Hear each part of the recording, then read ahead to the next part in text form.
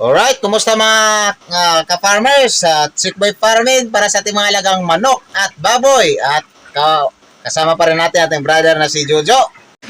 This is day 28 update. So mamayang madaling araw na mga ka-farmers, ang ating harvest time. So sana hindi uulan bukas mga ka-farmers. Kasi bukas, day 28, 29:30 ating harvest target date. Ano? At ngayon, nabinamanuhan na tayo. May bumili na. Isang piraso, 1.75. Ano? So, 140 ko lang 2 kilo. 140 per kilo ang binta natin sa live weight. So, nahalinan tayo 247, ano? Sa isang piraso, natuntun na tayo rito. So, sana unti-unti tayo matuntun ng iba, no? Hindi mo na tayo magbagsak rito sa mga commercial. Kasi, una na tong bitaw, babaratin lang tayo. So, try muna natin mag-retail, ano? Kasi marami tayong losses sa bitaw na ito. So, mabawi man lang natin pag i-retail natin kasi pababa lang tayo ng konti sa presyo sa palengke. Mabawi man lang din konti ang ating mga losses ng mga nakaraan, ano? Alright, ang plano ni Jojo, ano plano bukas, Jo, sa harvest? Alam mo na, mga Madaling araw? madaling araw, 4 o'clock, 4 a.m. So, Start kami. ilang piraso ang balak? 30 unang pagka 30. ubos na, no? Kakaya ulit. Mga target natin 50. So, 30 daw muna para hindi maggamol ang karne. Gusto nila pagkakatay dispatch agad. Din pag may kukulangin, magkatay ulit ng another 20. Ano? So, 50 for day 28. Ano? Kasi timpla-timplahin pa natin. May mga orders na tayo. Ano? Pero, ay madali lang magkatay. Ano? Kaysa mapundo ang karne natin, ayaw natin, no? Gusto natin na presko talaga fresh talaga ang ihatid natin sa customer kasi mabilis lang na magkatay lalo na pag darating na yung order natin na placker worth 15,000 yun, ano? Hindi pa kasi dumating kaya mano-mano muna tayo at unti-unti nating katayin to. Siyempre unahin natin yung mga malalaki at silipin natin, ha? Silipin natin ang bawat box at patulog tayo kay Brother Jojo mamaya pag titimbangin natin. Tingnan natin ano ang average. Kunin natin ang average sa weight natin sa day 27. Ito ang first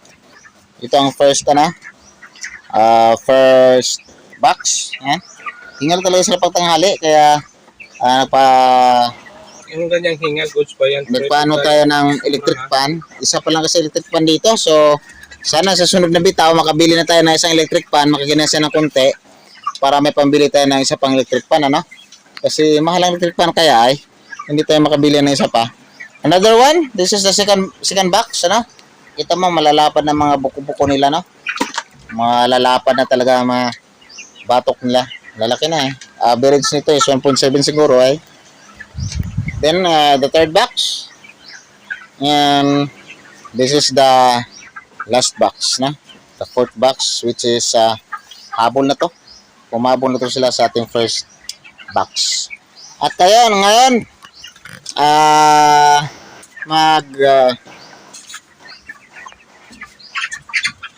magtimbang tayo, na?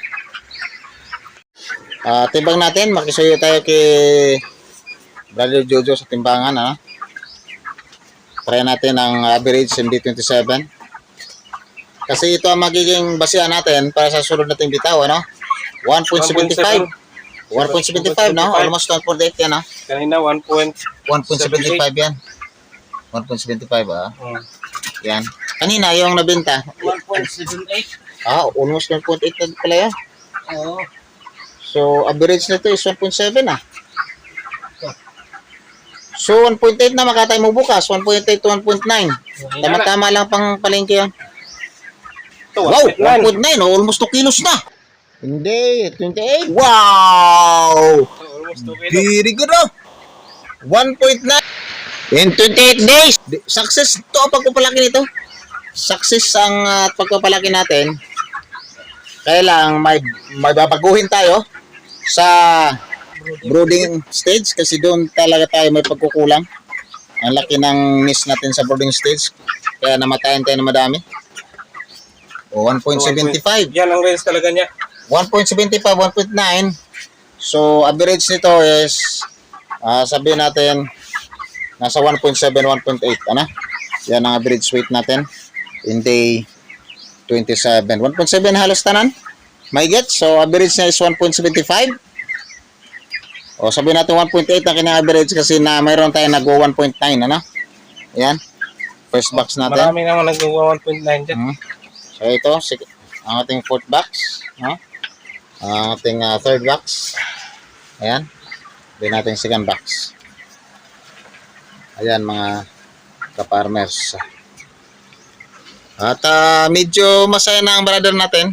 Kahit medyo nalungkot nung brooding brooding stage, ano? Maraming patay. Siyempre. Araw-araw ko ba naman maglibing? Alright mga ka-farmers, yan update natin sa ating day 27.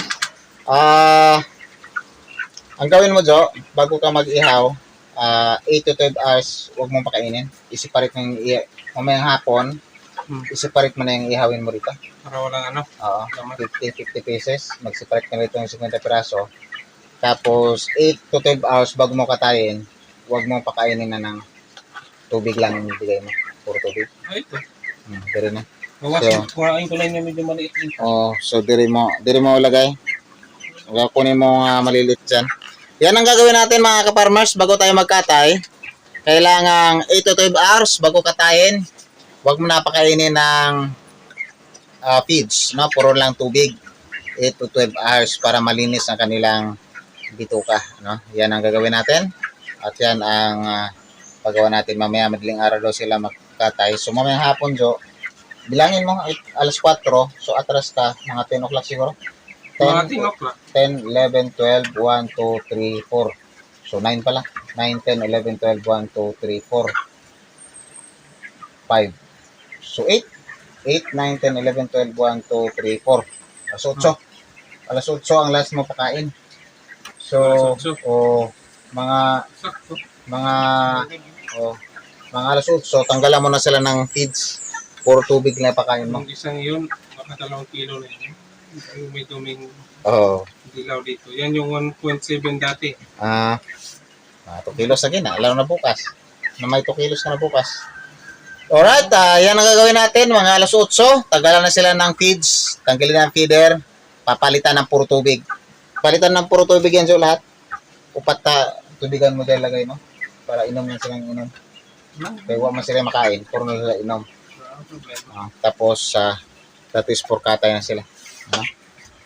Yan ang gagawin natin mga ka-farmers. Preparation na for katay. At tawag namin yan ay laming. Lamingin muna para hindi mabaho ang manok natin. Ito'y kakatayin dahil walang laman ang kanilang bituka. So, hindi sila mababaho at madaling linisin. Alright, yan upload natin sa ating 30 days. Ang target natin 30 days. Kuha talaga natin. 30 days lang ating mga manok. Ready for harvest na siya. Ay kung In 28 pang barbecue lang, pang lechon. Pang lechon, kaya-kaya. 26 days. Kung pang lechon, 26 days, mayroon na tayong 26 or 24 days, mayroon na tayong mga... Kaya kasi wala pa tayong chicken joy yan.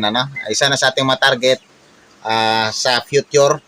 Yan ang tunguhin nating business na makapagpatay na tayo ng chicken joy para masupply natin sa sariling business. But for now, retail muna tayo. Alright. Hanggang dito muna tayo. Abangan nyo ang ating harvest. Hanggang sa muli. Safe Boy Farming. Adios.